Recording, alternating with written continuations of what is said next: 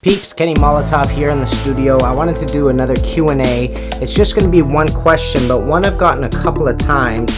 And the reason why this was sparked was because we got a new subscriber out there, Sean Singh. Sean, thanks for reaching out, and here's the question. Sean Singh says, just realized you're a Toronto guy like myself. That's awesome. I want to ask why you became a plumber. Did you change from another career? Maybe you can refer me to a previous video where you answer these questions. Thank you. Sean, great to hear from you, man, and it's really cool that you're also from Toronto. You might recognize some places when I'm driving by. I've gotten this question a couple of times, and I felt like it was time to address it and tell you the overall reasons, motivations for me to join the trade. First thing that I gotta say is plumbing was never a dream job for me. Plumbing was me trying to change my financial position. I always gravitated towards arts. I'm a professional magician. I also did comedy for about 8 years. I also am now into music. I do some visual arts and stuff like that, and if I could choose a career of my own, it would be something of that nature where I can express myself and make money from it. So hopefully in the future I'll be able to have a career like that, but thus far it is plumbing and it's something that I've grown to love. Now, a bit about me: I graduated from York University. I have an honors degree in philosophy, which doesn't give you a lot of options in regards to careers, but it was something that I was passionate about in my early 20s and late teens, so it's something that I dived into and took my time with and finished, and it's something that's important to me because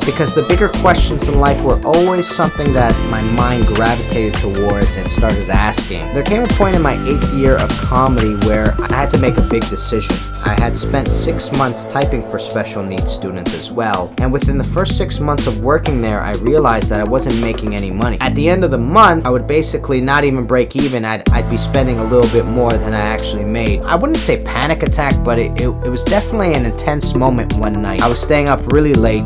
It was a Saturday night, Charity was sleeping, and I started realizing that I'm just not making enough money doing what I'm doing. And I sort of sat back and I realized I want a family, I want to get engaged, I want to get married and all these things, and nothing was happening. On top of all of this, I'm also watching Charity work ridiculous amount of hours typing for special needs students, and then she's also tutoring at night, and she's pulling in 15, 16, 17 hour days, and she's not making a ton of money, but she's getting by, and I see how exhausted she is constantly, and I felt personally responsible for not being a help there. You know, I felt bad. I felt bad that I was chasing my dream and I was watching somebody else suffer because of that. You know, if I had earlier on decided, okay, we're gonna do this together, we would have made both of our lives a bit easier. So it was a really big awakening moment where I had to eventually say, look, I'm not doing right by a bunch of people that are really important to me. I feel like we come into this world and we are responsible to a certain amount of people.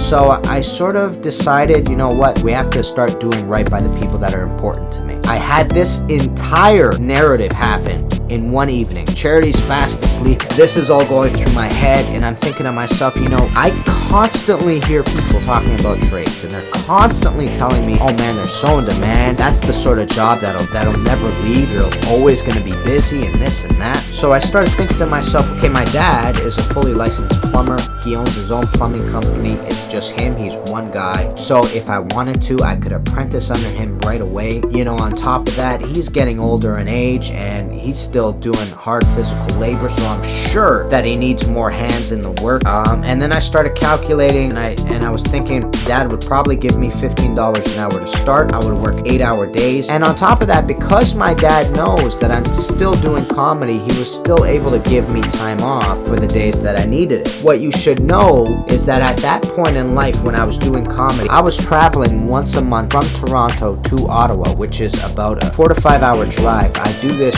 once a month for 2 days, so I'd get there on a Tuesday and I'd stay for the Wednesday as well, and I'd come back on the Thursday. And I was doing that to go to a comedy club in Ottawa called Absolute Comedy. We have one here in Toronto, but it was really beneficial for me to go there because I got to, first of all, meet the owner of the club, and also it was a great opportunity to see a live crowd and get a great response, and you'd know right away if your material worked. So I was doing this every month. It would be 3 days off of work essentially. I'd also pay for a hotel at the time, so it was very demanding. My dad, knowing the situation I'm in and the passion that I have behind the comedy and the magic, he was able to allow me to do this. So I did all the math. It was enough money at the end of the month that even if I traveled to Ottawa and came back, I'd still have money left over. It would put Charity and I in a better financial position. I could start saving for an engagement ring, which was something that was next on my list, and I'd be able to start saving for the future. I literally went to bed that night going,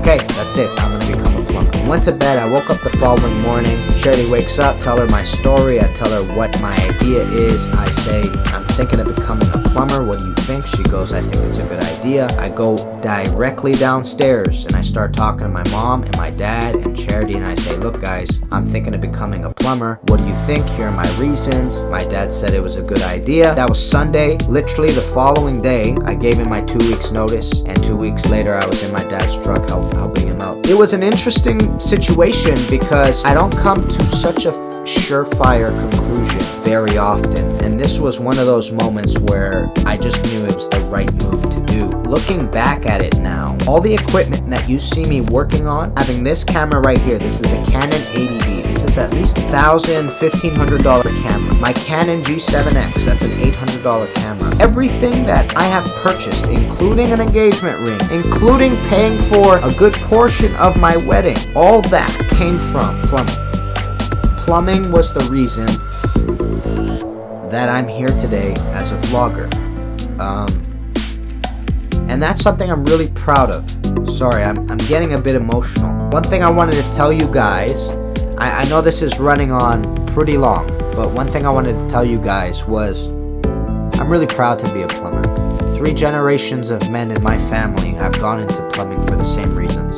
During the era of World War II, when the world was being divided between communist and capitalist, my grandfather in Greece was very poor, and his family was leaning towards communism.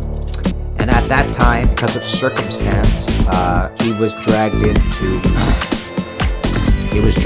the rebel army in Greece. At some point, the rebel army was losing.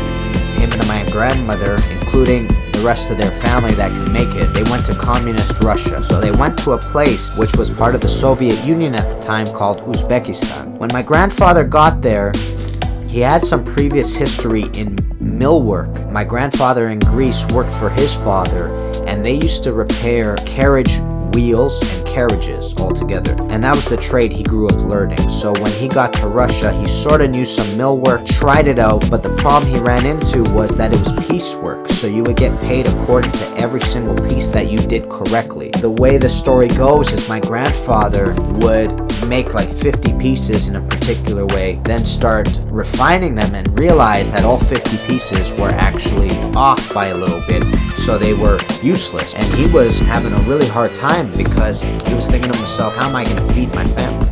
So my grandfather knew another Greek guy who lived in Tashkent as well, and said to him, hey, do you mind if I join you guys? And that guy ran a plumbing crew, and as soon as he joined up, that's basically how he made his living. And a few years later, he got to the point where he was running 6 or 7 crews. He was basically a foreman, and he'd go to job sites and make sure everything was set up correctly, and that's what my grandfather did. He became a plumber to better his financial position. My dad grew up in the Soviet Union. He went to school to learn how to repair a specific type of calculator in Russia. And essentially, my dad ended up switching over to plumbing for the same sorts of reasons, because it just provided a better lifestyle for him and a better financial position. I know you're probably sitting back going, communism means everybody's making the same money, but unfortunately, the stories that I hear, that's not the way it worked. There were hierarchies involved. Certain jobs actually made more money. That's as far as I want to get into that, but my dad got into plumbing in Russia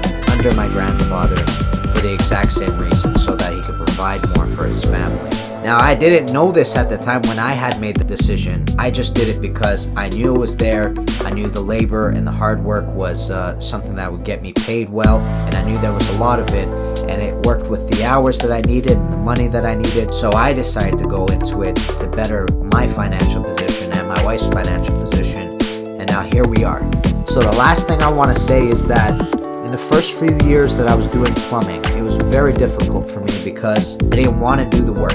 I got into it for the money, but at heart, I was still a comedian, I was still a magician. But then as I got better, I started enjoying the problem-solving aspect of it, and it became something more and more fun. And then finding out about my lineage and how my grandfather became a plumber to better himself, and then my father did it, and then I did it, I came to realize that plumbing literally has allowed me to chase all these other dreams that I have. And for that, I owe the pipes.